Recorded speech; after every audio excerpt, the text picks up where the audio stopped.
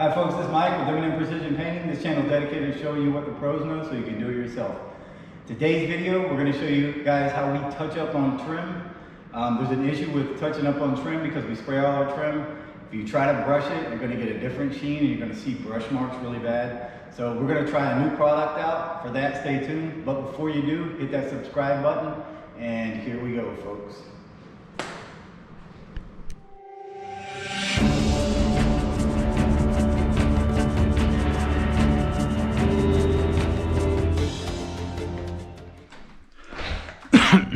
Alright guys, I'm trying something new today.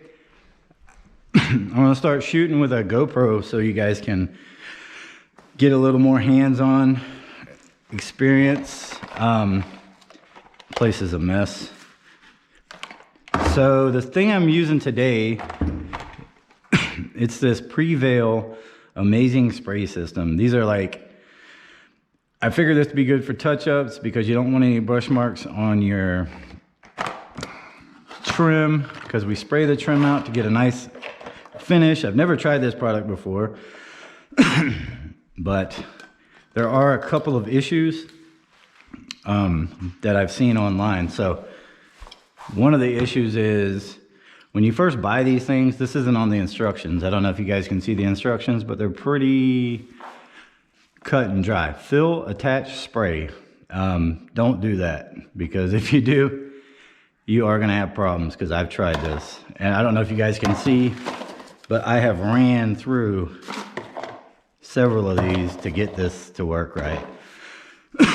So the first thing I'm doing, when you get it out, you want to turn it upside down, because apparently these things become way too pressurized. You want to spray it upside down for about 8 to 10 seconds.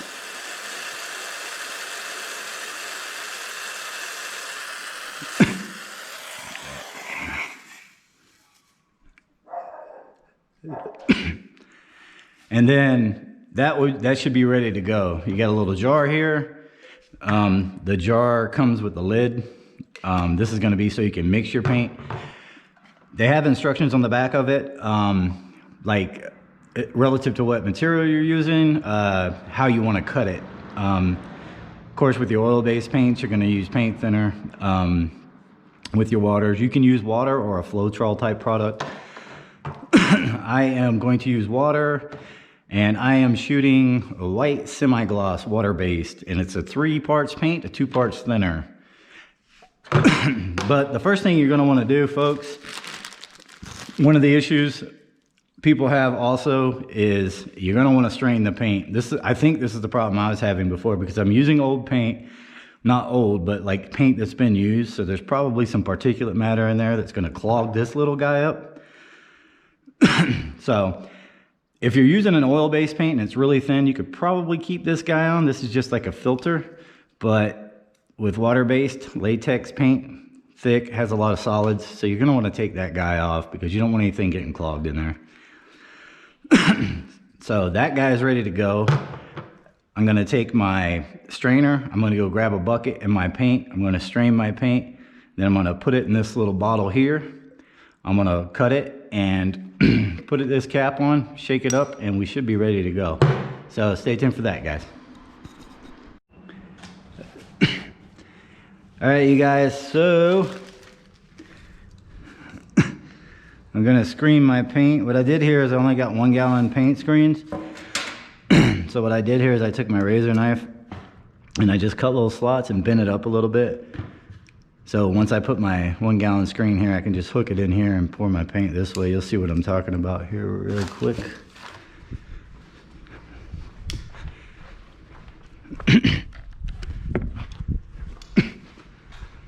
Here's the little screen. And my bucket. This guy here. Hook it on this little lip I made. Same on this side. Now I can pour my paint in here.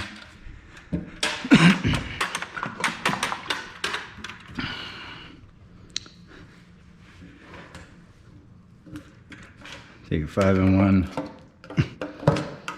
This guy here.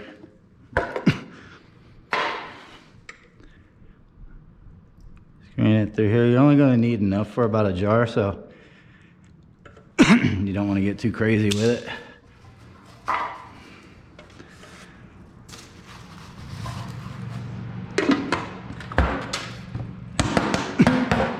So what I'll do is I'll take this semi-screened paint,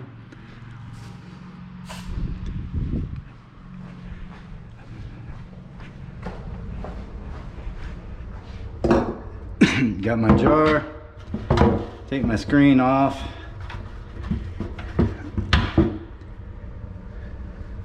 squeeze this bad boy out. Be really careful, put my paint to the side here.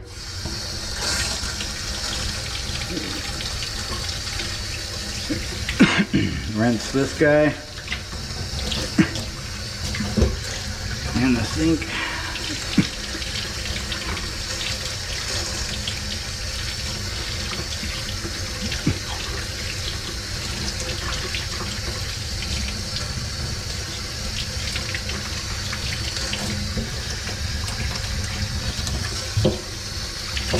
Alrighty. Leave that in there temporarily. And this looks like it's had paint in it before. So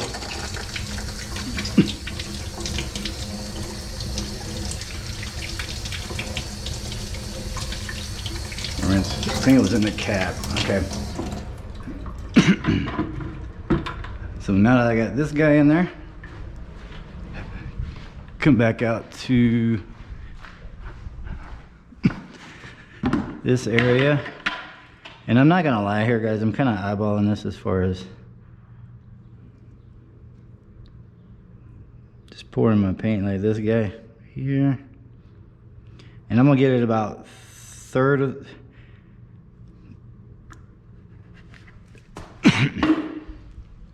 yeah. So that's about 4, and there's little markers on here. I got 4 parts paint, and I'm gonna put 2 more parts water.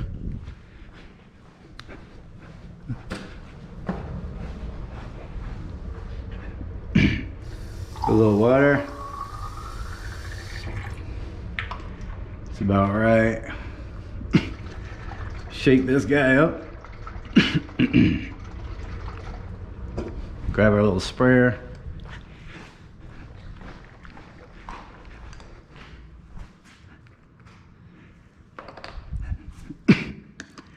We are going to attach it.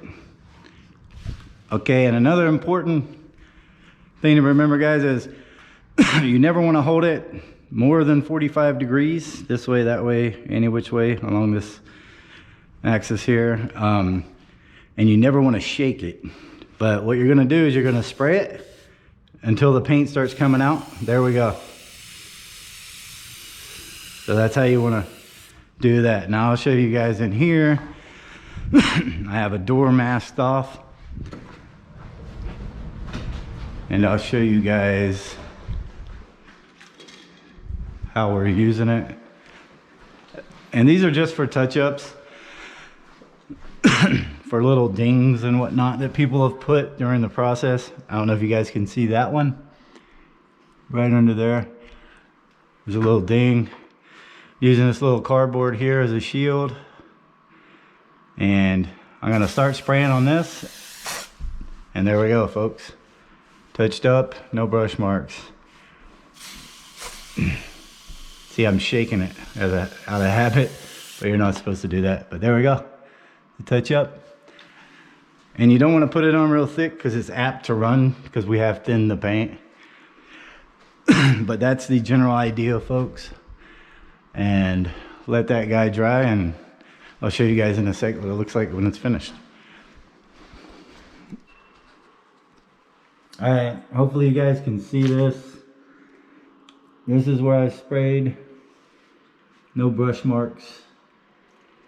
Super smooth surface. So that's kind of what you're looking for. Again, product works really good. Alright guys, so overall, I'm pretty impressed with the product. In the beginning, I was disappointed, but it was definitely a learning curve with it. If you just follow those steps that I mentioned, You want to thin your paint properly. You want to make sure that you screen it. That's super important. You want to make sure you don't ever tilt it over 45 degrees or shake it, and works great. Again, like I initially started this video thinking that I was gonna like degrade this product, but it was just user error. So just do those steps and everything should turn out pretty good. That's how you're gonna match finishes of things that you've already sprayed with an airless. So that's it for today. I also want to thank you guys for 1,000 subscribers. Let's get more. Hit that subscribe button. And that's it for now. And we'll see you on the next one, guys. Thanks.